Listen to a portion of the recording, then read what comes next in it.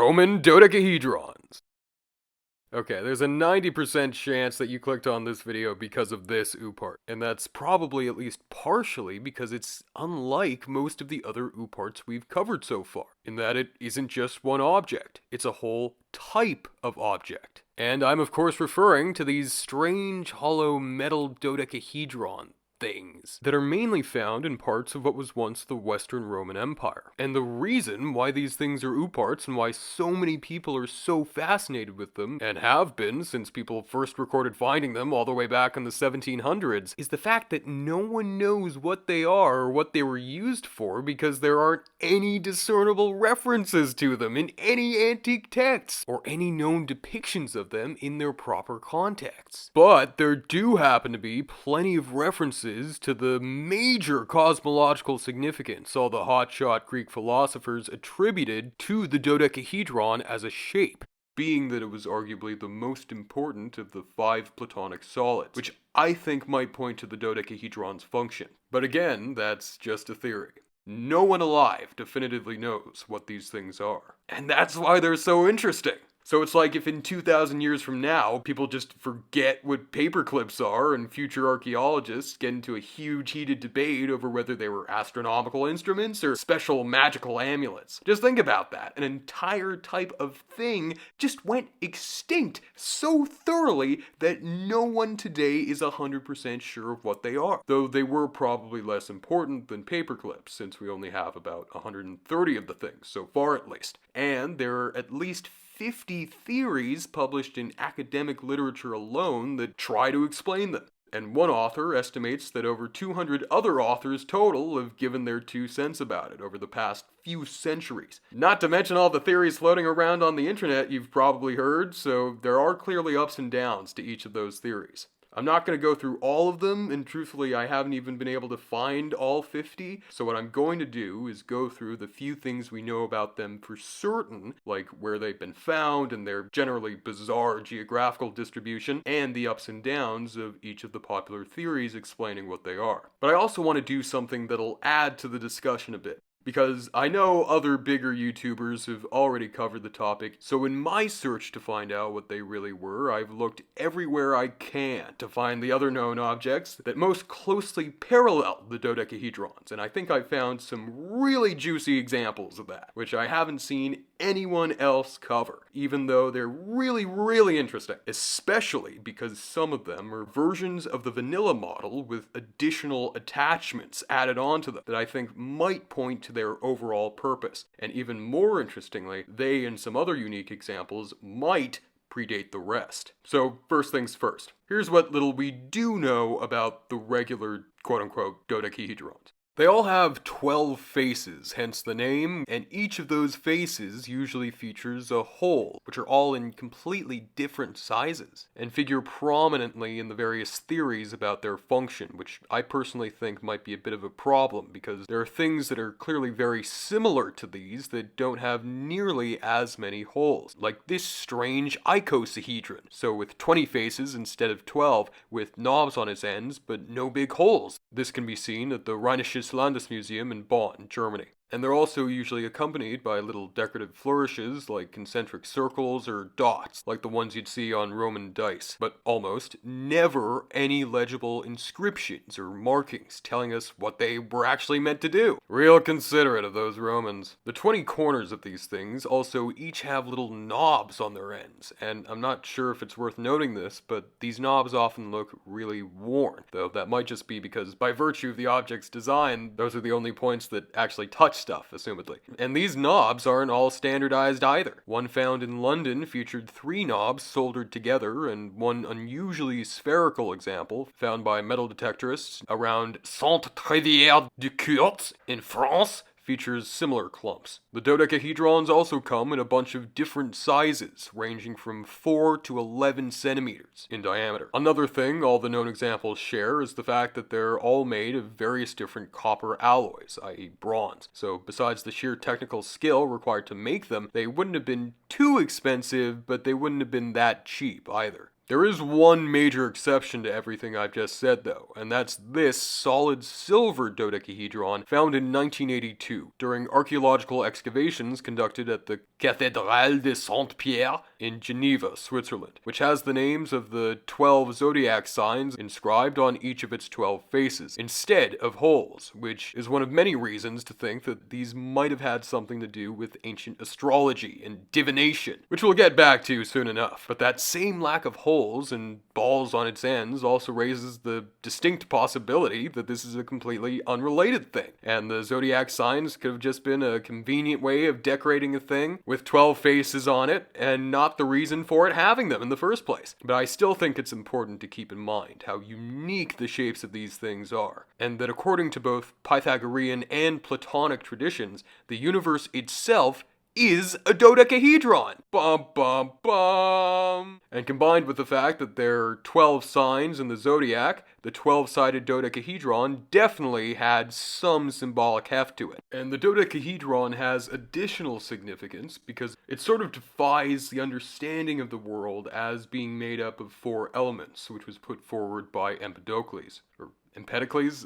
I don't know. With each of those elements being associated with one of the 4 regular polyhedra known at the time. Earth is cubical, which is why cubes of Earth can be stacked to make stuff, i.e. Minecraft logic. Air is somehow made up of little octahedrons because look at it, it's a perfectly aerodynamic shape. Water is made up of little round icosahedra, the better to roll downhill apparently, as one source put it. And tiny sharp tetrahedra, i.e. 3-sided pyramids, were thought to be the reason why fire is so dangerous to the touch. And so these shapes were a big deal, and they were regarded as the most beautiful structures possible, providing insight into the very nature of matter itself. But by the time Plato wrote his dialogue Timaeus, where Atlantis comes from, as it happens, in the first half of the 4th century BC, a 5th regular solid had been discovered. The dodecahedron. There's even a legend sort of explaining this, that entails that the 5th century Pythagorean Hippasus was drowned by the gods for daring to assert that he discovered the regular dodecahedron, and in doing so committing sacrilege because he didn't just credit it to Pythagoras himself. Iamblichus, real name, the Roman-era philosopher who tells us that story, calls the dodecahedron the sphere by the 12 pentagons. I should also mention that dodecahedra are very occasionally found in nature, contrary to what some of my sources claim, though they don't form as regular dodecahedra. But a variant of the dodecahedron, called the pyritohedron, is found in crystals of the mineral iron pyrite. You know, the same thing that forms these neat little cubes. And that specific form of pyrite is found in the Mediterranean basin, in Tuscany. They're also often associated with copper deposits, which have been exploited since, well, I guess, the Copper Age. True regular dodecahedra have been formed out of quasi-crystals made of the alloy holmium, magnesium, zinc in lab settings, but that was only discovered in 1994. Regardless, this connection to pyrite might have made dodecahedron symbolic of fire, since when struck, they emit sparks and can be used as a simple fire starter because they contain so much iron and sulfur. And believe it or not, they're even found in the fossil record, or at least the microfossil record, since there are some microscopic fossil radiolaria that are shaped like dodecahedrons. For example, those of the aptly named species Circaregma dodecahedra, and there's Circagonia icosahedra to boot. And they're cool, but I do personally doubt they'd be the inspiration for the dodecahedron, because as far as we know, they were only discovered in 1904 by a German guy named Ernst Haeckel. Lots of German guys upcoming, by the way. But anyways, in the Timaeus, Plato assigns the shape not to any one particular element. No, he claims it's actually the shape of the whole universe. And then later, Aristotle counterclaimed that the dodecahedron instead corresponded to something called ether, which was thought to somehow rule the celestial realm. And then that went on to become a catch-all to explain away all sorts of stuff we didn't understand. And Plutarch repeats this assertion, saying in his treatise On the Obsolescence of Oracles that wise Plato also apparently associated the fairest and foremost forms and figures with the different divisions of the universe, and called them 5 worlds, one of earth, one of water, one of air, and one of fire.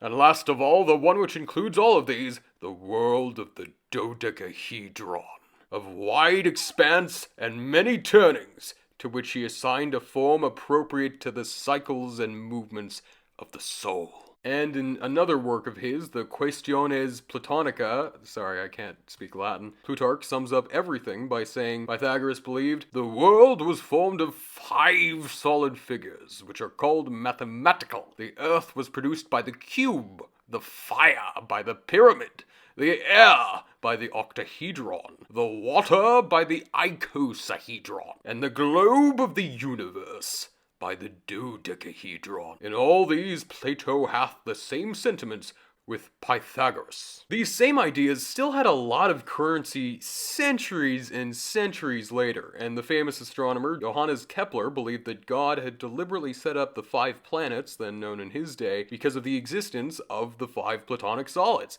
and reasoned that the dodecahedron shape is associated with that of the universe because it has 12 sides, representing the 12 zodiacs. Go figure. But weirdly enough, some modern scholarship, like serious scholarship, has also championed the Platonic idea that the universe, if finite, though that doesn't mean you can't keep going around it infinitely if you'd like, might really just be one big dodecahedron after all. And somehow, I'm not kidding. For example, in the early 20th century, French mathematician Henri Poincaré came up with the idea that the universe might be shaped like something that's since been dubbed the Poincaré homology sphere, a non-Euclidean shape that you can theoretically never leave. Because it's, well, the universe. I don't quite understand it fully, to be completely honest, because I suck at math, but it's fun to think about. And more recently, in 2003, another French scientist named Jean-Pierre Luminet of the Paris Observatory made the startling announcement that studies of cosmic microwave background radiation, CMBR for short, do indeed point to the universe being shaped like a big dodecahedron. But more recent studies have put this into question. But I'm getting way too meta now, aren't I? Another thing we know for sure about these dodecahedrons is where the approximately 130 surviving examples have been found, and where they're still being found, almost exclusively in what was once the western portion of the Roman Empire, though not all of it. For whatever bizarre reason, Portugal, Spain, and Italy are not included. So forgive all the Italian stuff and the B-roll, but I think it's the Romanness that counts. That area corresponds with what are now 12 different European countries. In Western Europe, they're roughly from north to south, the UK, the Netherlands, which is the only place in Europe where I remember seeing one for myself, in the Rijksmuseum van Oudheden in Leiden. And don't forget Wales, Belgium, Luxembourg, France, especially France, so much so that the dodecahedrons are sometimes distinguished as Gallo-Roman dodecahedrons, Germany, and Switzerland. A few examples have also been found in the Balkans, like in Croatia and Hungary. There's also the fact that a fragmentary example was discovered in 2006 in the middle of Serbia, at the site of Dionica, which isn't often mentioned when people cover this. So these things have been found a bit further east than is usually claimed. And don't you dare forget good old Austria.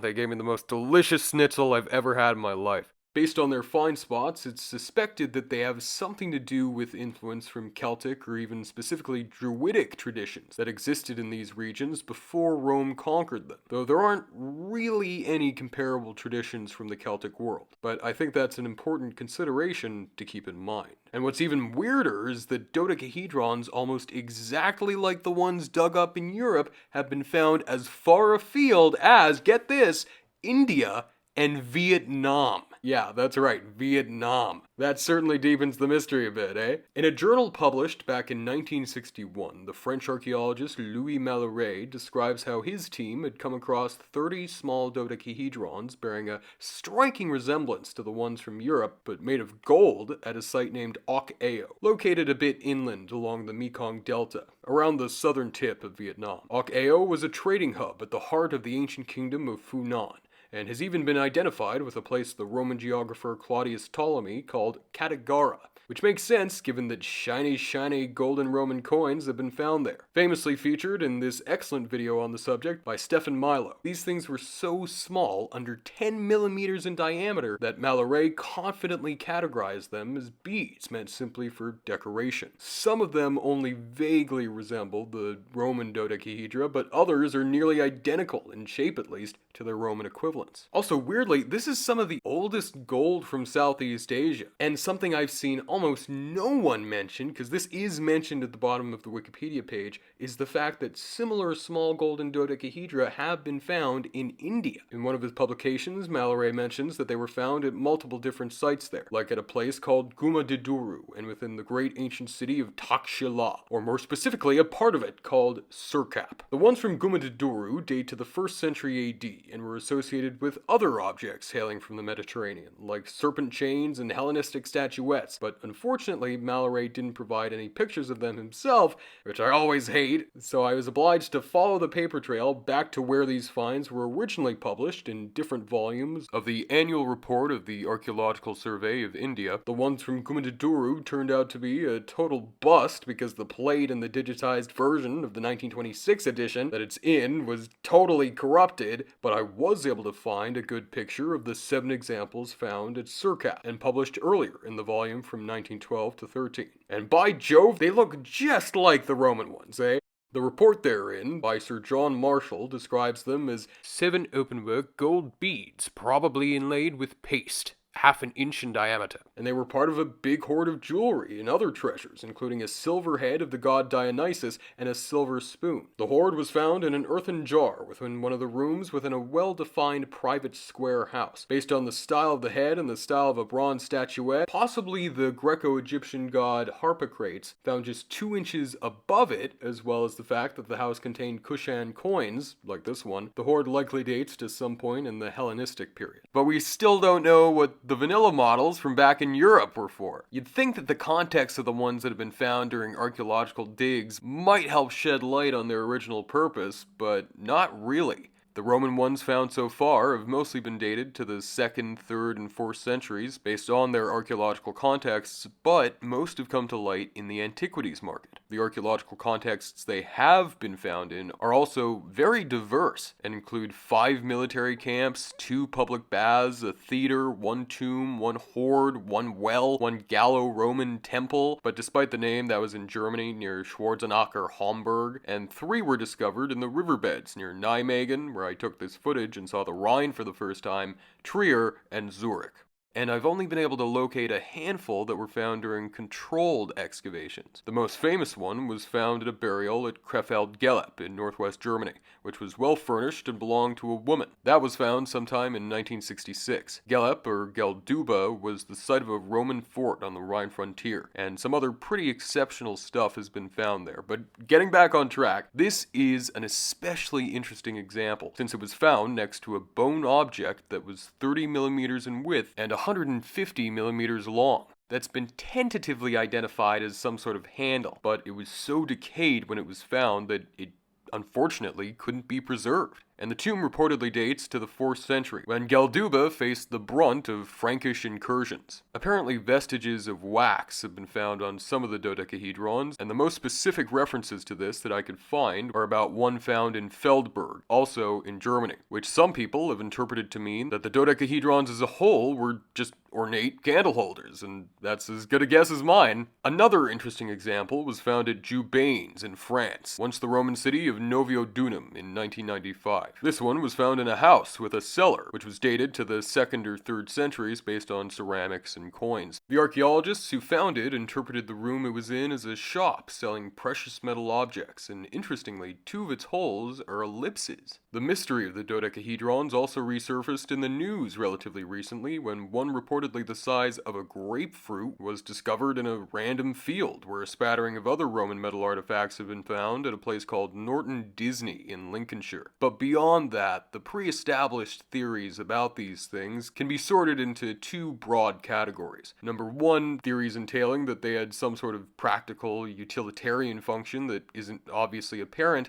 and number 2, the somewhat less satisfying but more tame, and I think probably more likely theories that entail it had some sort of strange, somewhat esoteric ritual function. And before you say something, I know, archaeologists get clowned on a lot for identifying stuff they can't explain right off the bat as ritual items or whatever, but in this case I think it's really true. But before I dismiss those practical theories, let's go through them. Number 1. At first people thought that they were some kind of mace head for bashing barbarians' brains in, which sorta kinda makes sense. I mean, I briefly had that thought too when I first started looking at them, and that would explain why they're found in large quantities around the Roman frontiers, but that theory has largely been discarded because obviously this would be a terrible weapon. And this theory doesn't do anything to explain why something that would only require a single shaft has so many different holes in it. Imagine all the blood and guts that would just get stuck in the middle. It'd be hard to clean. Number 2. There are also several theories explaining that they were some kind of measurement device. And this is all the rage right now, and is reportedly the most agreed upon theory amongst scholars, having been initially proposed by one Emilia Carolina Sparavigna of the Department of Applied Science and Technology at the Politecnico di Torino in 2012. This theory entails that the dodecahedrons were some sort of rangefinder. Other terms applied to it include dioptron or theodolite, that was put on a tripod and used to gauge distances after being aligned with whatever target they were measuring against, which is often theorized to be some sort of painted pole. Each hole in these dodecahedrons was supposed to be proportionally related to the holes opposite them. And this is an interesting theory, but I haven't really seen any hard evidence showing what scale was used. Remember, there aren't any markers on these things to help its users, and the fact that the size of these things varies widely doesn't really support this theory either. Number 3. Some people think there's some kind of astronomical device used to fix the spring and autumn equinoxes, and to determine the optimal sowing date for winter grain, a theory initially proposed by Dutchman Schra Wagemans of Eindhoven in 2010. According to Wagemans, the dodecahedron was placed on a horizontal plate on a sunny day in autumn. Thereupon, around noon, when the sun reached its highest point of that day, one would measure the light falling through the two openings opposite each other. Next, 20 measuring points would be examined for beams of light going through the hole. This all would be done according to a specific system. I got a real Dutchman to read that out. Impressive, eh? But there are some pretty glaring omissions these theories make, like why weren't the size of these things standardized? And why weren't any signs or numbers of any sort inscribed onto them to aid their users? Some do have notches, but no one's sure if they're purely decorative or not. The astronomical device theory is vaguely supported by mathematical and astronomical charts and geometrical formulae, but as one author put it, it just sort of fails the exam of common sense. Like, why would anyone need to track something that happens at set times every year when, the Romans and Celts had calendars and way more obvious sundials? I mean, I guess they weren't fully accurate, but would these be? And if they were so important, why are there only 130 of them? And finally, there's a wonderful little theory explaining that the dodecahedrons were used to knit fingers for gloves, and all of the differently sized holes were meant to accommodate fingers of different sizes. People, especially on Reddit, often cite this as fact, because technically it has been successfully put into practice by people like Certine in this video of hers, in which she uses an exact replica of the dodecahedron to knit a glove. But here's why I don't believe this. Spool knitting wouldn't actually exist for over 1,000 years after the Roman dodecahedron went out of use in the 16th century. The Romans did have their own kind of single needle knitting called nail binding that they used to create things like these socks found in Egypt, which I covered in another video a long time ago, but that raises the question, if Romano-Egyptians didn't need these dodecahedrons, why would the Gallo-Romans and the Romano-British need them? The history of hand knitting even claims that there isn't even any ancient Latin word for glove, apparently. And in northwestern Europe, they're theorized to basically be an innovation of the 7th to 9th centuries, specifically as a status symbol for bishops and abbots and rulers. They'd be made using nail binding or weaving with stuff like silk. And for example, just look at these insane bejeweled silk gloves used by the Holy Roman Emperors. It was probably made in early 13th century Sicily. And then their use trickled down to more regular people starting around the 1300s, though the majority that survive come from after 1600.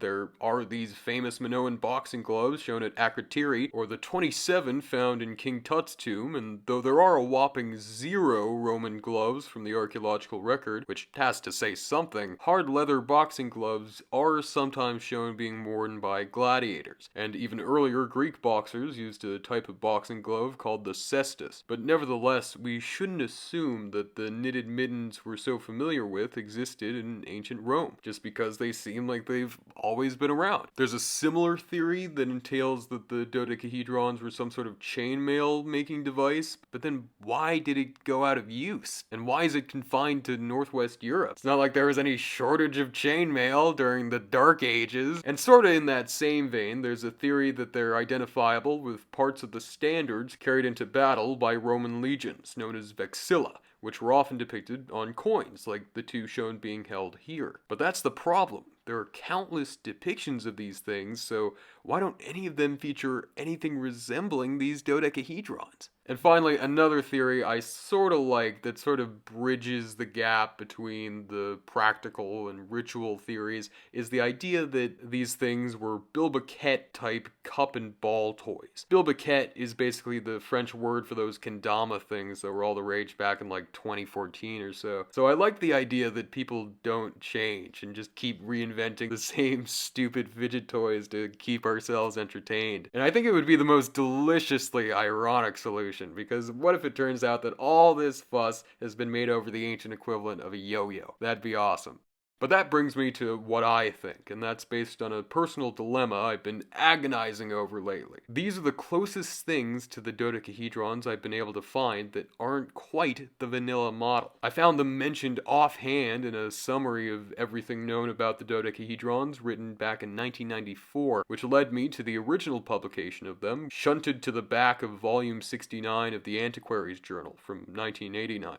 But what exactly are they, and what does their existence imply about the meaning of the dodecahedrons as a whole? And are they even connected to the dodecahedrons in the first place? The paper's authors, Martin Hienig and Kevin Leahy, identified the two objects as two scepter mounts based on the dodecahedron, because as you can see, they're both fitted with tubular sockets, showing that they were once probably fixed on top of some sort of rod. Only one has a known find spot, having been found on agricultural land in the parish of Sturton by Stow in Lincolnshire, which as it happens is actually pretty close to where that recent discovery at Norton Disney was made. But I do have to add that it's this scrunched up, less impressively dodecahedron-esque one on the left. The more impressive one was purchased from an antiquities dealer by a man named Alan Harrison of Winterton, South Humberside, and the dealer he'd purchased it from claimed that it was originally found in Suffolk.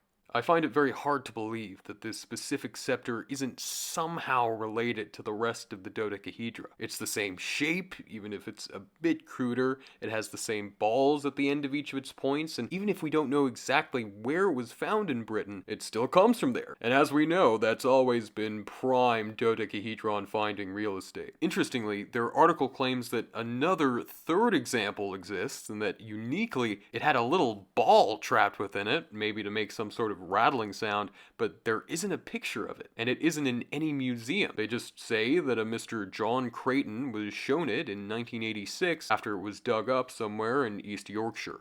And the object from Saint-Trivier-de-Courts mentioned earlier could be another parallel to these, since its flat base and the one big hole in that could point to its placement on some sort of rod. Gruel also raised the interesting possibility that this unique example of dodecahedron could potentially be from the late Iron Age, predating the more standardized versions we all know and love. Does the same go for these ones from Britain? The idea that these things are some sort of mystical or cultic symbol for use on things like priestly scepters doesn't come from me. At the end of his very comprehensive analysis of the dodecahedra from 2016, Hungarian scholar Tibor Gruel argues that the dodecahedron was a symbolic instrument for cosmic power that was part of a kind of scepter used in theurgical or astromantic fortune-telling for inquiring of the celestial bodies or supernatural powers. And this theory probably dates dates to as far back as 1912, with a German guy named Franz Heinewette. And maybe they weren't just scepters. Maybe they doubled as dice, with every hole symbolizing a different outcome. And because they're regular polyhedra, they're equally likely to fall on any one of their sides. I mean, people still use dodecahedra as dice, though I suppose those pellets would complicate things. Although I guess they'd behave sort of like jacks if you threw them. But more importantly, this divination theory does fit in with several other clues, like the existence of that silver dodecahedron, with each face corresponding to a different zodiac sign. And beyond that, there are actually a bunch of different examples of dodecahedron and icosahedron shaped dice from across the Roman Empire that don't have the holes characteristic of the ones under scrutiny, but are actually inscribed. For example, a little dodecahedron made of rock crystal was found in the Idaean cave on Crete, the supposed birthplace of the god Zeus. It was found sometime in the beginning of the 20th century, but was only published a century later in 2006 by archaeologist Angelos Kaniotis. It's really tiny, being only 2 centimeters high, but each of its 12 faces is inscribed with Greek letters that probably also double as different numbers, since the letters of the Greek alphabet bore the numerical values that they had within their sequence. This tiny crystal artifact probably dates to the 1st century. It wasn't found in any context that necessarily suggested that, but it's apparently very similar to a dice also made of rock crystal from a more securely dated context, that being a grave from what's now the Greek city of Patra. The inscription on the one from the Idaean cave represents the numbers 1 to 10, 15, and 20, and the other one from Patra reportedly bears letters corresponding to the numbers 1 to 3, 6 to 7, 10 to 11, 15, 18, 20, 30, and 40. Even more interestingly, the Patras one was just one among many pieces of pretty blatant religious equipment interred in that grave, which seems to have belonged to a high-status young man, and they include things like a ring showing an offering tripod and 2 silver astragals, or knuckle bones, thrown like dice in divination rituals, as well as an obscure ritual instrument called a crepitaculum, also in silver. And Heinevetter published a load of parallel inscribed dice shaped like dodecahedra and icosahedra from places like Antioch and Egypt, and some are made of metal. This one isn't, but I just think it's notable that it sold for a whopping $17,925 at auction recently. But the main linchpin of this theory is an ancient text known as the Sortes Sangalenses, an early Christian divination manual that might have required a dodecahedron to use. It's a late Roman text dating to as early as around 200 but modified in the ensuing centuries from Gaul, which accidentally survived on a manuscript from around the year 600 in the library of the Abbey of St. Gallen, even though it was partially erased and overwritten sometime in the 9th century. The official catalog entry for it even calls it the King of Palimpsests, because it's just such a hodgepodge of different texts layered onto each other. But there might have been a reason for that. Divination seems to have been a target of early church scrutiny, and one canon from the Council of Vannes recommends excommunicating certain clergymen that were still auguring the future under the guise of their official duties through a similar Greek text called the Sortes Sanctora, which at varying times consisted of 216 to 56 responses and was meant to be accessed using a triple dice throw. But interestingly, for the Sortes Sangalenses, the number of sortes, or oracles predicting the future per chapter of the 54 total surviving chapters, or dodecads, always amounts to 12. So what tool could you possibly use other than a 12-sided die? Though unfortunately that can't be confirmed for certain because the thing doesn't come with any operating instructions. Though the idea that dodecahedral dice were used with it was posited all the way back in 1948 by Albin Dold. Though again, that leaves open the possibility that other methods were potentially used. And I just gotta mention some of the predictions this thing offers. They're pretty grim. Bear with me since I'm only using Google Translate and this was only ever published in Latin, but a single chapter, 48, contains gems like, "Do not ask for provisions now, lest you regret having asked, for it will either be at your own peril, or it will be a great loss to you, because you will hardly be able to receive provisions. You will be cured without any danger if you are cut, and help yourself because you have been drugged by a woman. So essentially what I'm trying to get at is the idea that these dodecahedrons were just complicated ancient magic 8-balls, which isn't too difficult to imagine when you consider that, according to Plutarch, even the Pythia at the Oracle of Delphi sometimes just cast lots to predict the future. And that wasn't the only oracle in the ancient world that employed dice to decide fates. There's even a name for these dice oracles, the sortes aliarum, involving the use of both straight-up dice and astralogoi, those knuckle bones. These and another form of oracle, known as ABC oracles, were especially popular in Anatolia, and I think this latter form probably has a lot to do with our little rock crystals, because the prophecies these oracles offered were divided up into different statements, arranged alphabetically, and this has been theorized to be one of the reasons for the existence of these sorts of dodecahedral dice, or at least the inscribed ones. I also find it notable that the sortes galensis seems to have maybe been translated from Greek into a type of rustic Latin aimed at relatively ordinary Gallo-Romans, the exact same people who would have been using the dodecahedron.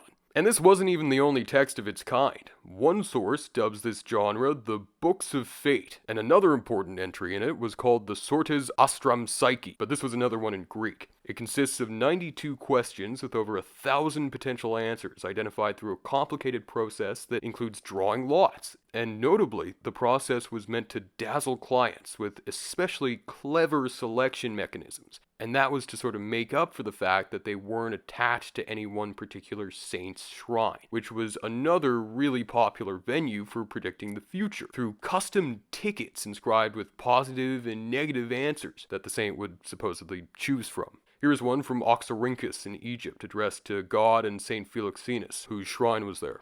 And interestingly, though it started out as non-Christian, the Sortes Astram Psyche were eventually toned down a bit for Christian audiences. For example, questions like, will I soon be caught as an adulterer? Were changed to, will I be caught by the ruler? And you didn't even need these sorts of custom-made divinatory texts if you really wanted. Sometimes people preferred using better-known texts, like the Iliad and the Odyssey. And St. Gregory of Tours mentions that even certain biblical books, like the Gospels or the Psalms, would be used as sortes biblicae during the early days of Frankish rule in Gaul, and speaks of certain Merovingian princes consulting the Bible to know their future. And the modern popularity of bibliomancy must speak to how compelling this sort of divination was. Another so-called Book of Fate is the Sortes Duodecipatriarcha, which seems to have been a later, simplified version of the Sortes Sangalensis, in verse, and likely dates to the 11th to 12th centuries. And this time, it's even more 12-themed. It gives you 12 questions to choose from, and each question has 12 answers to make a total of 144 answers. Though, as the name suggests, the emphasis of 12 is meant to associate the work with the 12 patriarchs that gave rise to the 12 tribes of the ancient Hebrews. And it's possible that dodecahedral dice were still used for this kind of stuff. I know the implication that these things were thrown like lots, especially if they really were combined with scepters occasionally, sounds a bit off. But here's the thing, there is actually some evidence that rods were just hucked at the ground to predict futures in Northwest Europe during the Roman period, as odd as that sounds. And here's my evidence. First off, ritual scepters of this sort were pretty common sights in Roman Britain, for instance, where different priesthoods were distinguished by their own kinds of peculiar, mostly copper alloy scepters. Though as a caveat, I do have to admit that they most often feature more recognizable symbols, like busts of deities or of emperors, or little birds perched on little balls for some reason. And they also occasionally seem to be derived from Iron Age forebears. But those scepters were just one component of a wide variety of really strange regalia used by the priests of ancient Roman Britain, which also included things like these crazy chain headdresses. I mean, just imagine someone going around in this thing. Another tool in a Romano-British priest's arsenal was something referred to as a divination rod, often made of copper alloy and iron, with spatula-like ends. They're thought to have been cast like lots, with their positions used to interpret what they meant, because they've been found as part of what's been described as surgeon's kits, because remember, magic and medicine were basically interchangeable back then, and because Tacitus describes how the Germani confidently divined their futures by casting sticks X inscribed with various symbols over a white cloth. Obviously, the Germanic peoples hadn't come to Britain yet, but same ballpark. There was an even more interesting component of their kit though, also often made of copper alloy, something known as the divination rattle, which has been dug up in both England and France. And I think they're really interesting because they seem like they would have worked similar to how the dodecahedra might have worked, or at least how I'm envisioning they might have worked. One excellent source of mine, Performing the Sacra by Alessandra Esposito, describes how the presence of a hole in the center of one of the hemispheres of the spherical top of the rattle suggested that beads, also identified as sortes or lots, were inserted within the rattle, and after a shaking motion they would be tossed out of the device, and then interpreted according to the position and or the order of the beads fallen out. So they're far simpler design-wise than the dodecahedra, but they might have worked in a similar way. Esposito goes on to further describe that small iron objects characterized by small holes bearing rings and sometimes bells found at different sites in Britain can also be considered as other examples of these rattles. There are a ton like this in the collection of the Museum of London, and some pretty pristine examples in the British Museum, like this one from the Felmingham Hall deposit, and this other one found at Stony Stratford in Buckinghamshire. Oh man, you gotta love those weird English names, eh? Stony Stratford. What an excellent place for an archaeological site. By the way, all of these rattles seem to date to the 3rd and 4th centuries, right when the Sortes Galensis and the dodecahedra were also being used in the same region.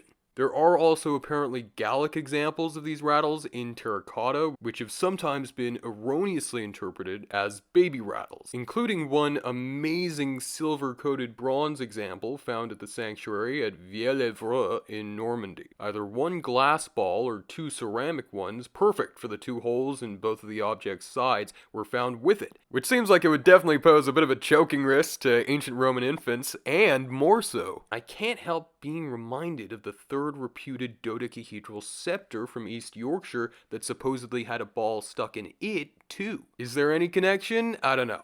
So maybe these dodecahedra were Roman magic 8 balls, and maybe they weren't, but regardless, I'm still left with one major question. Why is this specific form of dodecahedron only found in areas of the empire that were previously dominated by my ancestors, the Celts?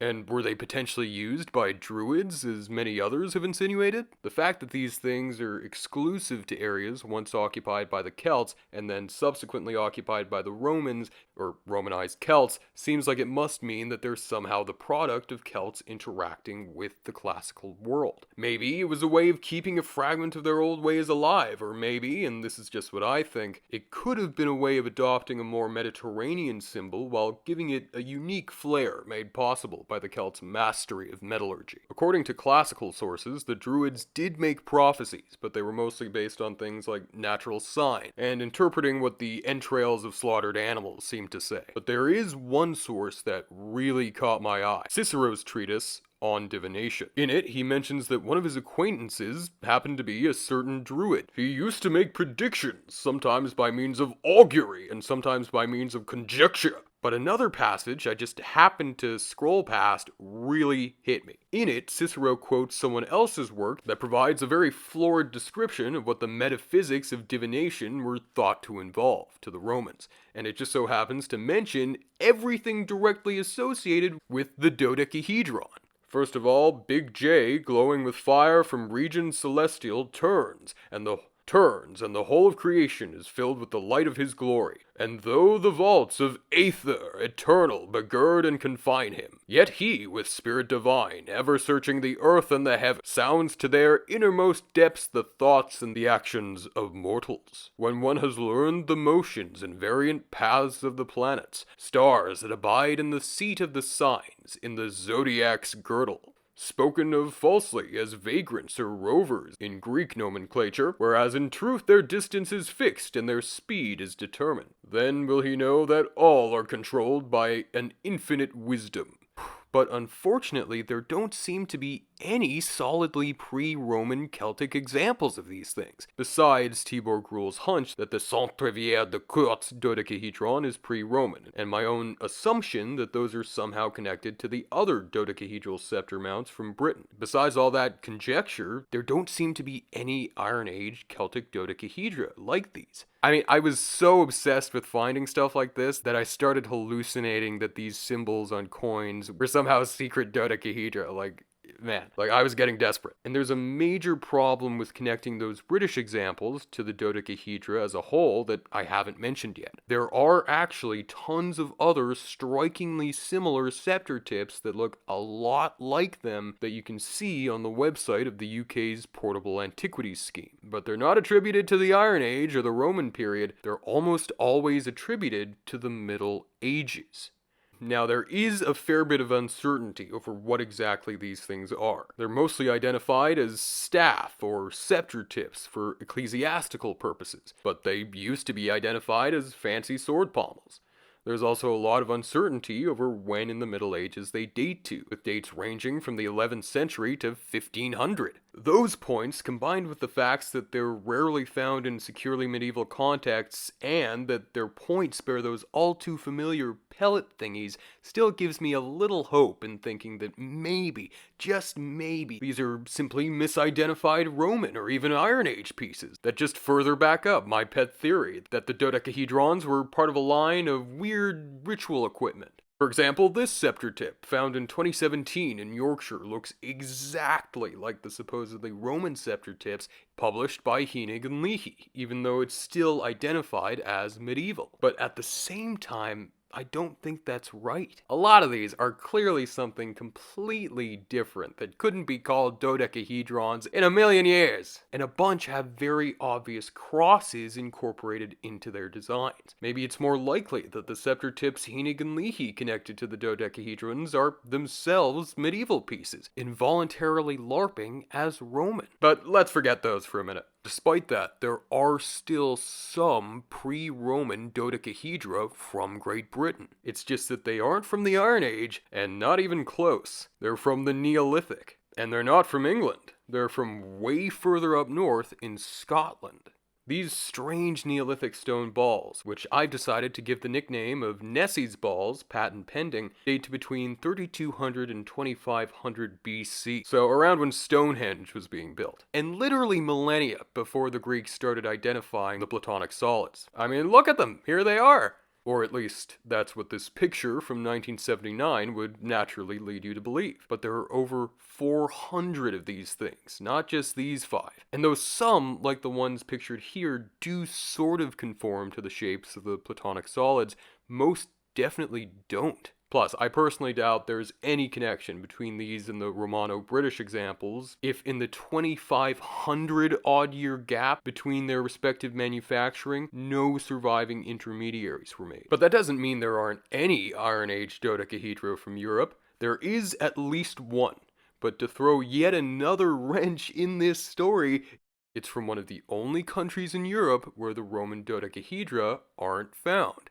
And that's, of course, Italy. So finally, all this Italian footage makes sense. But more specifically, it was found in the domain of the Etruscans. This strange soapstone dodecahedron, dated to before 500 BC, was discovered at a place called Monte Loffa in the village of Sant'Anna dell'Alfedo, which is in the western Lucini Mountains, near Padova, one of my favorite cities in Italy. This dodecahedron was found in what was once the territory of peoples known as the Reti, or Eugenae, who were related to the Etruscans and were scattered into the Alps by invading Gauls right in the same time frame as when this piece was being made. This oddball, or rather odd dodecahedron, was apparently one of a number of stone weights inscribed with numerical symbols found within a certain enclosure, unearthed 46 centimeters deep under some blackened stone roof tiles by a guy named Stefano de Stefani. As a fellow Steven, I'm in awe of this guy's name. De Stefani had been digging around in what had just been left behind by the famous Italian archaeologist Professor Luigi Pigarini, mere days after he'd ceased excavating at the site in September of 1885.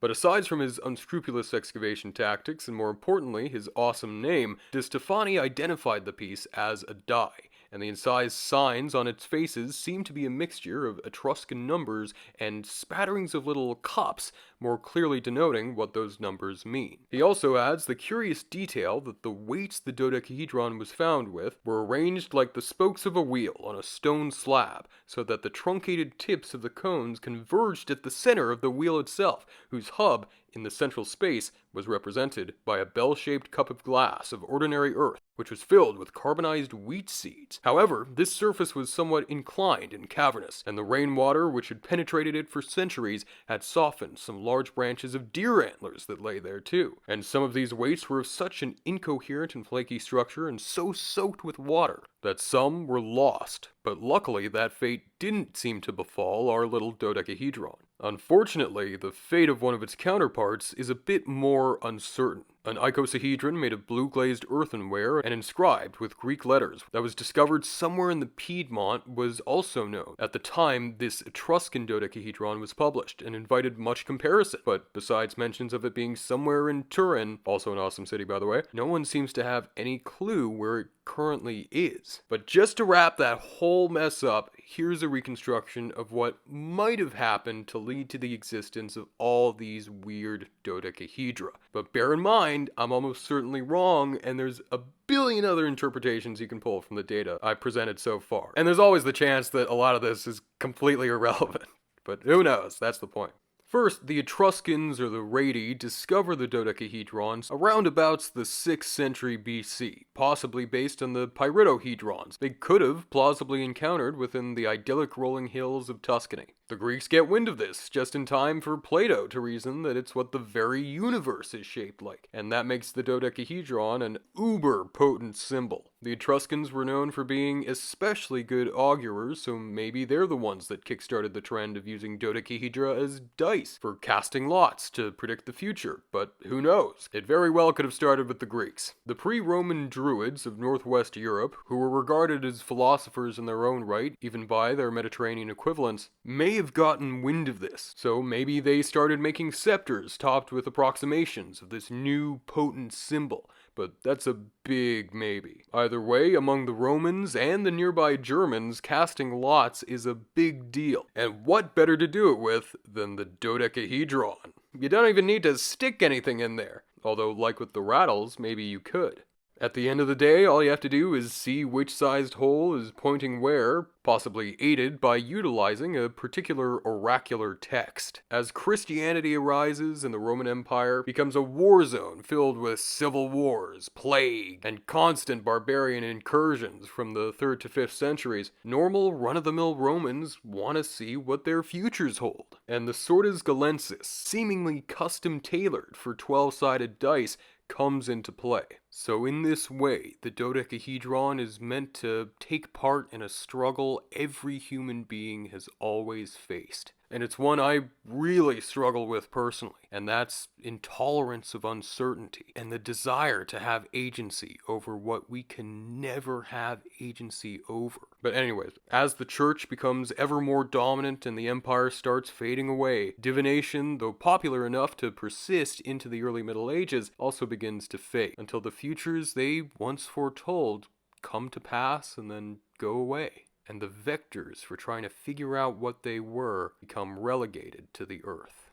Or maybe it's just a way blacksmiths impressed people with their skills, I don't know. But before we leave this, there's one more incredibly strange ancient dodecahedron-like thing I just can't not mention. It's just too weird and too obscure. I just had to cover it. I've only ever seen it published once in this old German treatise on dodecahedra written by one F. Lindemann in 1896. The author describes how he saw this strange alien-looking thing in the studio of one Dr. J. Nau in the summer of 1895 in who knows which German city. It was cast in solid bronze and had been acquired from Ottoman Beirut, but other than that, nothing of its origins is known. And here's the kicker. it isn't even a regular solid. It's a type of semi-regular solid known as a rhombic triacontahedron, made out of 30 rhombuses with 32 vertices, and at each of the 12 five-sided corners, 5 weird little indentations meet. Weirdly enough, one opens up into a small internal hollow, though that was dismissed as a casting defect. Each rhombus also contains 3 lines running parallel to the longer diagonal. And what's super weird about this thing is the fact that so-called Catalan solids like this were only properly classified in the 19th century. Lindemann guessed that perhaps this strange object came from the grave of a master mathematician whose work didn't survive. And there were some notable late Roman Syrian mathematicians he cites, like Damascius of Damascus, who probably wrote Book 15 of Euclid, and Iamblichus, that guy we mentioned earlier, but ultimately we'll probably never know. So in conclusion, no one, including myself, knows for sure what these Roman dodecahedra were used for. But my personal favorite explanations of them have to be the 2 most deliciously ironic ones. If they were just proto-kendamas, all this fuss would be over a simple toy with no deeper meaning other than that humans like playing silly games and can put a surprising amount of effort into designing them. And if they were actually some sort of esoteric means of divination, then this tool meant for telling the future would have survived up to a point in the far future where its meaning had been totally forgotten, and the futures it would be meant to predict are equally long gone. Also, there's a reason why I didn't mention the Asian dodecahedrons in the conclusion, and that's because I have a whole other 15-minute long video just going into them. And believe me, they're worth going into. They'll probably be coming out this next coming week. African coins in Australia.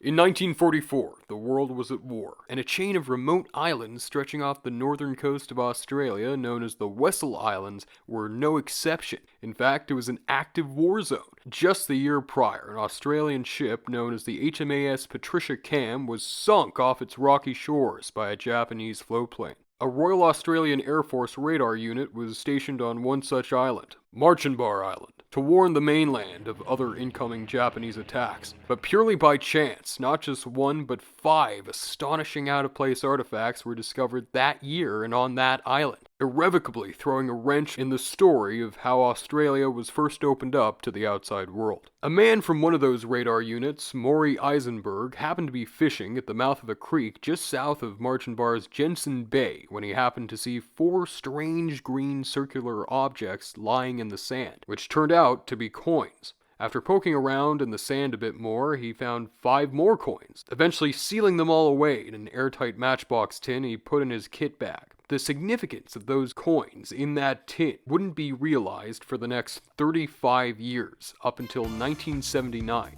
when they wound up in the hands of coin expert William Myra. He was able to easily identify 4 of the coins as being Dutch duits, struck at places in the Low Countries like Zeeland, Gelderland, and the Bishopric of Liège between 1690 and 1794. They aren't actually that much of an unusual find in the region. Similar Dutch coins have been found all along the coasts of northern and western Australia. But the other coins among them were far more unusual, because after top numismatists in Brisbane and at the British Museum were consulted, they were identified as copper fulus from an often forgotten medieval African kingdom that once encompassed the entirety of East Africa's Swahili coast, the Sultanate of Kilwa, centered on a great island port of the same name. And what's more, the coins date to between 1150 and 1350, centuries before Australia was first officially discovered by William Jansoon in 1606. At least one of them has been pinpointed to the reign of one Suleiman ibn al-Hassan, which lasted from 1294 to 1308. There's only one other known instance of coins from the Kilwa Sultanate turning up beyond Africa, since one was found during an excavation in Oman. So there's no question that these are real out-of-place artifacts. The scale doesn't really matter here, because there's no evidence to suggest that they're a hoax or that they're some sort of misinterpretation. The Aboriginal inhabitants of the Wessels and the adjacent coast of northern Australia's Arnhem Land, who call themselves the Yolngu, actually have an especially long history history of contact with strangers from far-off places. Their bark paintings and petroglyphs, including those on Marchinbar Island itself, display what are clearly foreign ships,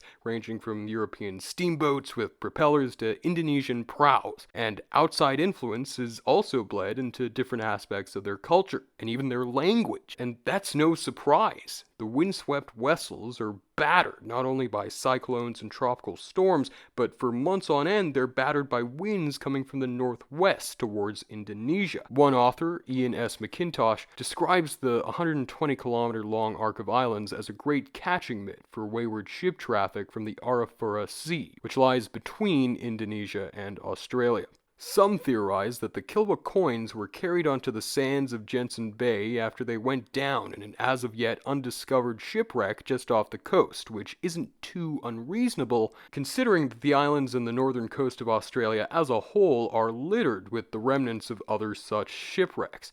Dangers sailors have to face in the vessels include dangerous rips and tides, unidentified reefs, and towering rocky cliffs along some of its shores. Other theories hold that the coins were presented to the local Yolngu as gifts, like how early British explorers to Australia, like Captain James Cook, gave out medals emblazoned with the king's face on them to the Aboriginals he met to boost their image, or to trade for resources. Jensen Bay is a valuable freshwater lagoon that could have provided a safe haven to visiting ships, so maybe these coins were used to barter for it. But the real enigma is who took these coins to the Wessel Islands, and when did they do it? Because unless the coins suddenly learn how to speak, we'll probably never know for sure who's responsible. The first potential candidates are medieval Arab traders, or perhaps sailors from Kilwa itself. There isn't really any evidence of their presence in Australia, but there is some circumstantial evidence showing that they pushed way further south, way earlier than you'd expect. For example, the wreck of an Arab dhow ship was discovered off Belitung Island in the Gaspar Strait off the southeastern coast of Sumatra, containing tens of thousands of immaculately preserved golden, silver, and ceramic treasures, likely originating from an emperor of China's Tang dynasty, around the year 826, based on the date stamped on one of the recovered bowls. But these are the least likely culprits, since the Kilwa coins were found within the same 4 square meters as the much later Dutch coins, which points to them being deposited where they were found after the latest Dutch coin was made in the late 18th century. And that's also the main problem with our next candidates, the Portuguese. And the Portuguese are considered candidates because they're known to have been in the area visiting Timor as early as the 1510s, right after they had conquered the Sultanate of Kilwa itself in 1505. Australia is just 3 days' sail east with monsoon winds, so according to archaeologist Mike Hermes, it's just ludicrous, quote-unquote, that they never saw Australian shores. By the way, Mr. Hermes is very invested in finding whoever brought the Kilwa coins, because he's claimed to have discovered a 6th one himself, though unfortunately it's so corroded that even after being subjected to multiple CT scans, no one can make heads or tails of it. Huh? See what I did there, huh? And there is another point in Southeast Asia where the Portuguese could have made contact with coins from Kilwa, and that's the port of Malacca in what's now Malaysia. Interestingly, a Portuguese source, Tome Pires' Suma Oriental, written at around the same time from 1512 to 1515, speaks of how well connected the port was, claiming that there were trade agents and resident merchants from Aden, Cairo, and even Kilwa there. I should also probably mention that the reason he was there was because the Portuguese also conquered it in 1511. Furthermore, Yolngu oral tradition reportedly speaks of men clothed in mirrors, which might be a tantalizing reference to the sort of steel armor the Portuguese wore, but that still doesn't explain the Dutch coins. So maybe the Dutch themselves are the culprits. I mean, as I've already mentioned, other 18th century Dutch coins have been found all across northern and western Australia. A Dutchman named Captain Jan Karstenszoon officially discovered the Wessel Islands in 1623, and they definitely made an impression on the Yolngu. Because, and I'm sure my Dutch friend's gonna love this, they referred to the Dutch as Campania, referring of course to the Dutch East India Company. But then we gotta ask the reverse question. Why would a Dutchman have coins from 13th century Africa? It's been suggested that the Kilwa coins might actually be more or less contemporary to the Dutch coins and that they were minted at some relatively closer Southeast Asian Islamic port, since they're supposedly a bit too new looking for medieval coins. And you have to consider, why would any of them want to imitate a defunct medieval African sultanate? But I think our fourth candidate best fits the bill. Because of all the groups described so far, they came to Australia the most frequently, they definitely made the biggest impression on the Yolngu, and they may have been visiting them as early or even before Europeans were. And it's not like these people were just occasionally blown off course to Australia, they went there intentionally. And I'm referring to sailors from the not so far off port city of Makassar on the Indonesian island of Sulawesi, who are known as Moccasins. Moccasin fleets, some 1,000 men strong, would stay from at least December to April according to the monsoon winds, but sometimes for years more on end, starting by at the least the mid-18th century, when the Dutch coins are from, and arguably much earlier than that, as we'll see. And the reason they came was to harvest the region's sea cucumbers, known as trepang. Trepang was a culinary delicacy, an aphrodisiac, in China, and by the mid-19th century, the Moccasins were supplying 900 tons of the stuff to the Chinese every year, and even that just met a third of the demand for it. And just as a side note, these Moccasin voyages involved people known as sea gypsies, or the Sama Bajau, which just sounds cool, you know? And sometimes there were even aboriginals among them. Anyways, their distinctive boats, known as praus, are depicted over and over again in Arnhem Land's rock art and bark paintings, including with their internal divisions clearly laid out on the ground at a place called Wurwurwoi. Try saying that 3 times fast. And they left archaeological sites of their own, where they camped and processed their trepang by boiling and drying them in big iron cauldrons set with stones. They're also probably the people behind the swivel guns found near Darwin and off Western Australia, which have attracted almost as much attention as the Kilwa coins. And these guys had a big impact on the Yolngu they met, and sometimes even lived with. Like, for example, they gave the Yolngu bits of their language. Their word for money is rupiah because of them, and certain place names of theirs are from the Moccasins too. The Moccasins may have even introduced elements of Islam into Yolngu religion, and they apparently have a version of named this, and they claim to have once enjoyed the same technology as the Moccasins in the distant legendary past before defying the law of a deity named this. The Moccasins also introduced new things like iron and the tamarind tree, but they also introduced some darker things too. In addition to things like mirrors, tools, and cloths, they gave the Yolngu opium-laced for their labor, which led to a breakdown in their relationship. They might have also been the ones to introduce smallpox, although there's some controversy around that, and it may have just been the British. Either way, it became so devastating that the Yolngu almost completely abandoned the northern Wessels and considered them off limits from the mid-1800s into the early 20th century, because they were associated with so much sadness and the loss of their traditional way of life. The Parangers kept coming until 1907, after their visits were banned by the Australian government in 1901, but there's still debate surrounding when they first started coming. And let's explore that. A British explorer named Matthew Flinders, the grandfather of the famous Egyptologist of the same name, Matthew Flinders Petrie, encountered Moccasin sailors when he circumnavigated Australia in 1803. He met a captain named Pabasso, who claimed to have been coming to Australia for 20 years, and that he was one of the first to do so. So as a result, people have generally assumed since then that the trepang game started around 1783. By the way, Flinders found that they were using no navigational charts or even astronomical observations. They were just using one little compass, which is pretty amazing, eh? But weirdly, there are even earlier reports of the trepang trade from the British themselves, specifically from Alexander Dalrymple in the 1760s. And even earlier than that, a Governor General of the Dutch East Indies mentioned them to the managers of the East India Company in Amsterdam, saying something along the lines of, "The Southland, which is in the southeast of Timor, not far from thence, but produces, so far as we know, nothing but trepang, being dried jellyfish, and wax. That's from 1754. And then almost a century and a half earlier, in 1606, Spaniards traveling through the Torres Strait Islands, including their namesake Luis Valles Torres and Diego de Prado, saw Islamic traders thought to either be Buginese or Moccasin, which they of course referred to as Moors. And the early origin of this trepang trade, or at least Indonesian contact with Australia, is,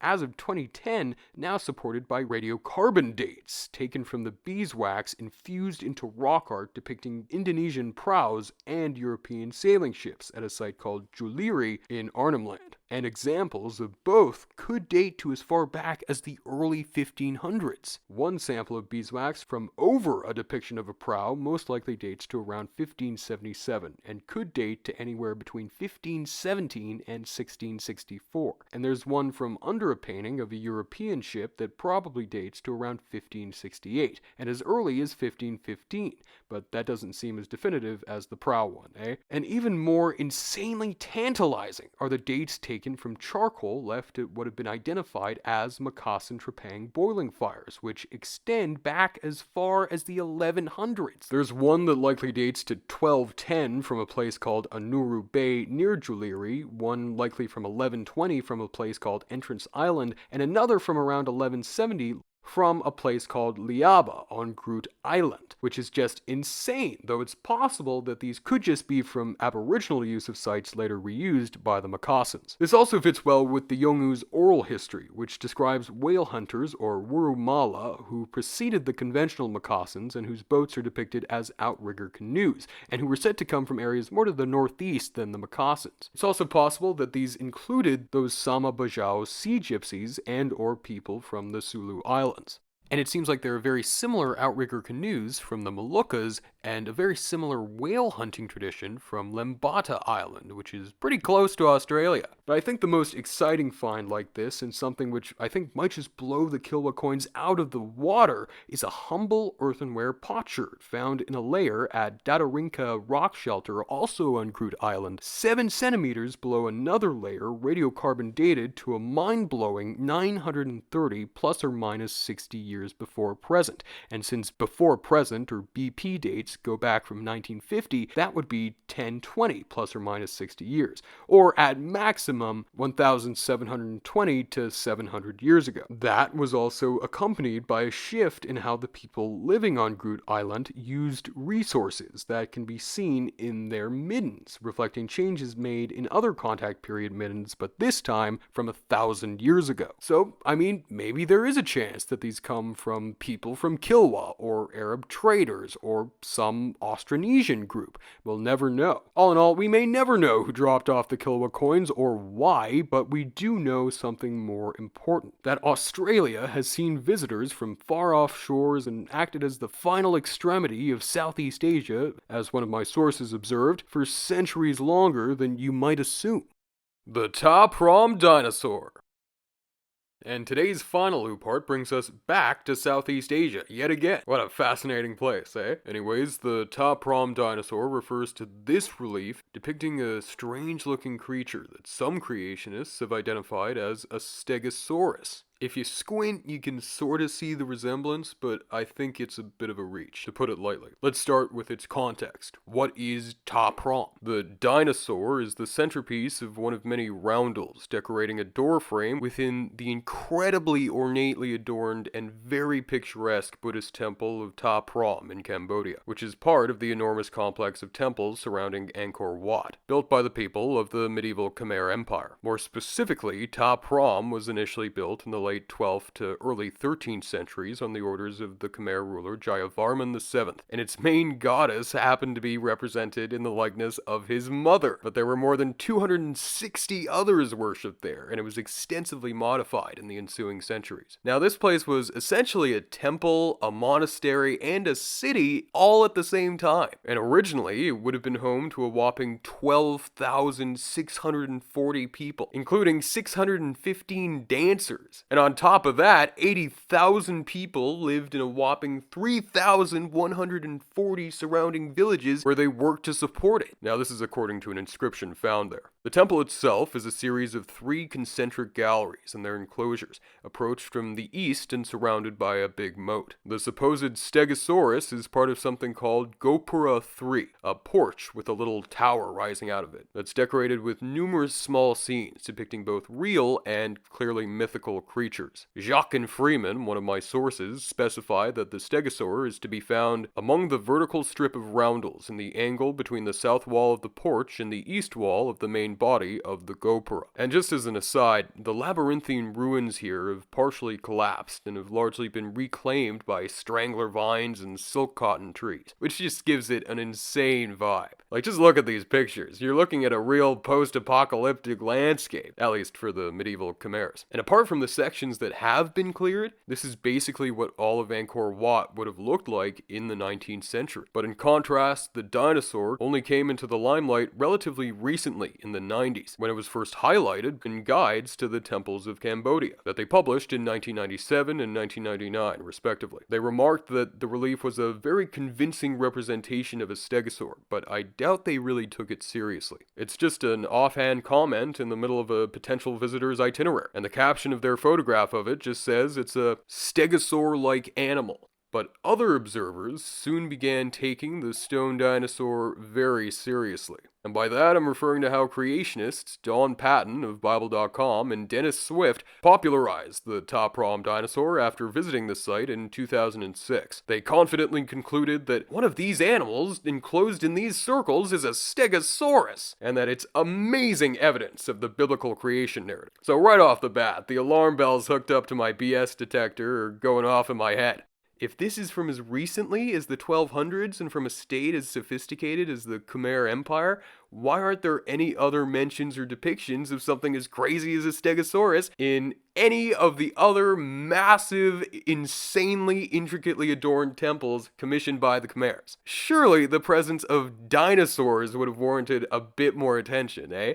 And how come there aren't any remains whatsoever of stegosaurs from the 145 million year long time span between their presumed extinction in the late Jurassic and, well, now? Like, come on, as far as we know, they weren't even around when T-Rex was walking around or when the asteroid hit 66 million years ago. They were fossils even then. And this thing doesn't even really resemble real stegosaurs anyway. The anatomy's just all wrong. And you can trust me, I've seen a real stegosaur in bone form. First of all, it's shown with ears and a horn, 2 things stegosaurs just didn't have on them. And it lacks a thagomizer, or those spikes at the end of their tails, which stegosaurs all definitely did have. And the head also looks pretty big for a stegosaurus, which had a remarkably small head for its body size. And there are some issues with the supposed back plates too. To begin with, they might just be leaves, which fits in with the overall decorative scheme and what's in the background of the other adjacent roundels. And even if they aren't, real stegosaurs had way more rigid triangular back plates that tended to be larger towards the middle of the back, whereas these ones are relatively uniform. There's also the fact that stegosaurs usually had way more of them, and in multiple rows. But I guess if you're being charitable, you could chalk that up to Khmer artistic license. The water buffalo, right around it, has big, weirdly shaped projections behind it too, but no one suggested that it's a dinosaur. And if you really want to double down on the Khmer's artistic accuracy, just keep in mind that various pagan gods and creatures are depicted way more throughout Top Rom, so to say that this has to be a stegosaur just because it's sort of carved to look like how a child might draw one implies that all those other things are real things the Khmer's encountered too. So it creates a bit of a problem, you know? But there have been a variety of other, more plausible identifications of the top Promh dinosaur. Some say it depicts a rhinoceros, which is what I get behind. The Javanese rhinoceros used to live up in Cambodia, though now it's relegated to only a small part of Indonesia. And there are some other nearby depictions of rhinos that look awfully similar. And if you want to cope with the fact that this doesn't look like an anatomically correct stegosaur by saying it was down to the artist's stylistic choices, that same argument could be used to claim that this is a stylized depiction of a local lizard species, like this thing, the peninsular horned lizard, or a chameleon. But another theory goes that this could be an interesting example of pre-modern paleoart, and that this is based off a reconstruction of some stegosaur fossil the Khmers or maybe their neighbors dug up. That would be pretty cool, and stegosaurs have been discovered in southwestern China, specifically the Sha Shimiao Formation in Sichuan, and even in Thailand, specifically within the Phru Kradung Formation in northeast Thailand, but that's only based on a single vertebrae. That is just loose circumstantial evidence. But then again, you could argue that Chinese dragons could potentially be another example of this. And fascinatingly, there are some ancient Chinese scholarly texts that mention fossils. Around 350 AD, when the Dodecahedra were being made, the scholar Chu Chang, instead of writing about the Dodecahedra, talked about those dinosaur fossils in Sichuan, which he referred to as dragon's bones, which I've seen written into pinyin as either Lungku or Longgu, in his work on the history of the Yangtze River Valley, entitled The Chronicles of Huaiyang. In this chronicle, he writes, in Wucheng County, near modern Chengdu, there's a mountain called Somber Warrior Mountain, also called Three Corner Mountain, that has 6 bends and 6 rises. Dragon bones are taken from it. It is said that dragons flew up from these mountains, but when they found heaven's gates closed, they could not enter, and thus fell dead in that place, and later sank into the earth. That is why one can dig out dragon bones. This could very well be the very first description of what we'd call dinosaur bones, but the key word there is could. An interesting side note, some ancient Chinese also seem to have viewed the dragon as a real physical animal that was just in the process of going extinct, with 1st century philosopher Wang Chung stating in his critical essays that they weren't even spiritual creatures at all and could fly up to heaven because they could just naturally do that. And an even earlier text from the 3rd century BC called the Zhou Commentary, or Zhuo Zhuan, mentions how in 512 BC a dragon was spotted in the suburbs of a random town, and that even deeper in Chinese prehistory, in and around the reign of one Emperor Shun, who supposedly lived even before the legendary Xia dynasty in the late 3rd millennium BC, these dragons had apparently been tamed, and their flesh was occasionally even eaten. And the later 5th to 6th century physician Tao Hongjing even contended that the bones were just excreted from living dragons, to counter reports that they were collected from dead specimens in riverside caves. So if anything, there's substantially more evidence that Chinese dragons existed than there is for modern stegosaurs. Or, I mean, I'm sure creationists hearing this might say, oh, well, maybe those were pterodactyls or whatever. But even then, of course, that's based on a game of telephone supposedly stretching nearly 2,000 years, and it's sort of beaten by the fact that in early modern Europe, people were still claiming to use dragon fat as medical ingredients. Anyways, is anyone familiar with the story of Gigantopithecus, i.e. the real-life Bigfoot, will know fossils known as dragon's bones or dragon's teeth, Lung Che, were often used and consumed as part of traditional Chinese medicine, and have been since at least the 1st century AD, based on bamboo slips and wooden tablets found in Kansu, known as the Han medical tablets of Wu Wei, that probably belonged to a local pharmacist. Apparently, they were supposed to heal sword wounds so bad that they caused intestines to spill out, which made me literally laugh out loud when I first heard that. Like, nah, I don't think crushed up fossils is able to fix something like that. Dragon's bones were also reported to cure numerous other maladies, like multiple types of diarrhea, convulsions, night terrors, forgetfulness, incontinence, and even wet dreams, which the late 16th century doctor Li Shizhen even phrased as stopping nightly dreaming of sex with ghosts. And they were taken in a stunning assortment of different ways. They were boiled, fried, cooked in rice wine, eaten raw, put in pills made of honey, or consumed in a ground powdered form, sprinkled into tea, and sometimes even mixed with swallow intestines, for whatever reason. So somewhere along the way, someone must have broken the record for oldest animal eaten, eh? Anyways, there's also a big caveat to this. Most of the dragon's bones actually belong to relatively recently extinct Pleistocene mammals, and not dinosaurs, as shown by old illustrations of them. The fact that none of the dragon's bones sent over to Europe in the 19th century were dinosaurs, and that China's dinosaur fossil sites were only discovered in the early 20th century through chance finds and prospecting, and not because they were linked to pre-established supply chains, suggests that this isn't the case. Though more recent and arguably even more important fossils, like that of Peking man, was discovered because a random quarryman advised the paleontologists Otto Zadansky and Johann Gunnar Andersson to dig for fossils in a locality called Longgu Shan,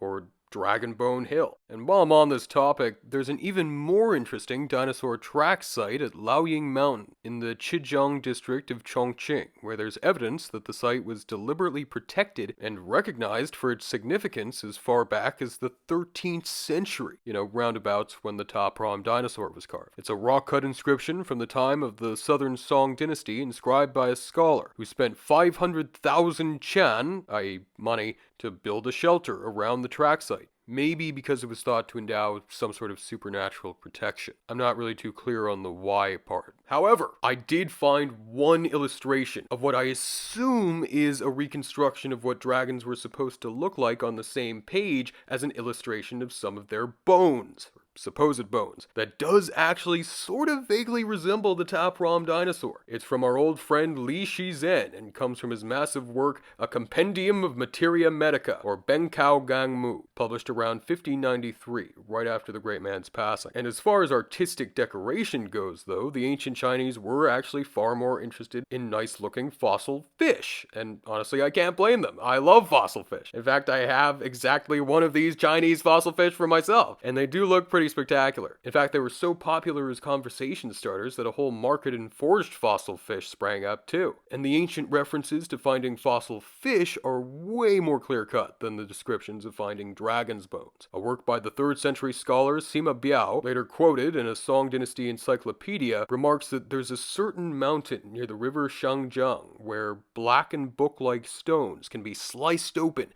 to reveal fish.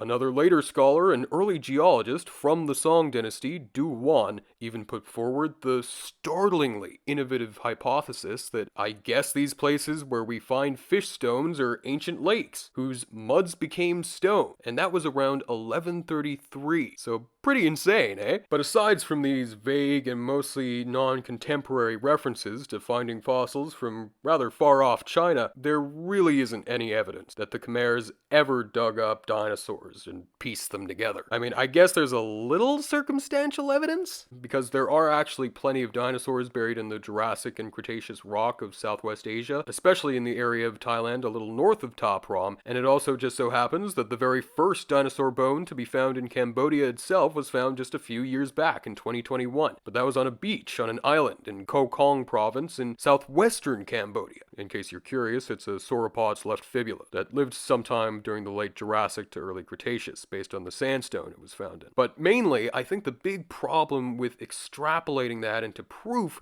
that the Promh dinosaur is, well, a dinosaur is just how disarticulated and isolated these bones are when they're found. These just aren't complete skeletons, and besides the fact that they all have 4 legs and big bodies, they don't look very much like what's at Promh. So honestly, I think that if we're going by Occam's razor, the more likely explanation is just that this is probably a rhino. There's even a theory that the thing's just a straight up hoax, but I don't take that very seriously. Explaining it doesn't require that sort of cop-out. But nevertheless, I should mention that people have claimed that the stegosaur is lighter than the surrounding reliefs, and some have even explained the Promh dinosaur is a prank pulled by a visiting movie crew, although I don't know which. And just as a whole, this really reminds me of the Abydos helicopter, which we covered in the first part of the series. Ancient stonemasons carved something relatively normal to them, sort of crudely, like overlapping sets of hieroglyphs, or in this case, a simple caricature of an animal or maybe a mythological creature, and then centuries later, foreigners from alien societies, completely removed from their worlds, misinterpret them as things they vaguely recognize. I'm honestly surprised there aren't way more high-profile examples of these, though there are a bunch more from the States. A really similar phenomenon to the hype around the Promh dinosaur is that surrounding something dubbed the Black Dragon Pterosaur in Utah, which isn't a dragon or a pterosaur, but we'll get to that in another video. So ultimately, at the end of the day, there's no reason to believe that the Roman dodecahedrons and the Kilwa coins aren't real, genuine ooparts. Yay! But I do think it's also pretty clear that the Promh dinosaur, though interesting, is a misinterpretation. Thank you guys so much for watching. This has taken way too long to make. I've been working on it for probably over 6 months, and it took me basically the whole summer of 2025 to take what's now the B-roll. Right after I release this, I'm going to release some polls under the community tab, so check those out if you want to have a say over the future of the channel. I have all these crazy ideas, but I need you guys to tell me what I should go for and what I shouldn't. And as ever, I want to thank my amazing patrons, starting with Dhruv Singhal, Bajan, Harrison Timperley, Doc Bossman, Kevin Ryan, Ayanami Amamami, Bomb Tombadil, Danny Banani, Little Bluebird 3843, James Kirk, Booga 420, Alyssa P, Mark Elliott Cullen, Jemek Wiersbitsky, Jack Lester, Mithridates, Jake the Snake, Liv Buller, Inbred Cat, Have a Cigar, Alex Clark, Jess Sullivan, Akyune, Mark Krupnik, Miha Nedog, Michael, Daisies for Ghosts, Prince of Men, Julie Lau, Zafiro, Bean Buarito, Albert Vaclav Smeykal, The Spoofer, Emily Cujo, Stevan, Greifenfrost, Hippolyta, Magna de Broiker, Julia Erickson, JP Van Splendor, who made a cameo, Joseph Talley, Petra S, Generic Brand, Ryan Gregg, Glubber Bob, 20 Trillion, Skiku, Mason, Bread, Brandon Wood, Giovanna Lazzarini, Patrick Darius Gromodka, Artem, Chris J, Max S, The History Enjoyer, Daniel Battery Stapler, Machado de Assis, Menda Pruska, Alex Policicio, Lazy Ram, Weston Van Diver, Board Lord, It's Premium, Yog, Jane Geeky, Theodore, Ice, Kate Dalgleish, Cameron Llewellyn, and our newest member, Lori Weeks. Thank you all so much. You guys are the reason I was able to get this footage in the first place, so thank you. Stay tuned for part 2 of the Norse Sentinel Island Iceberg. I know you guys have been waiting for that one.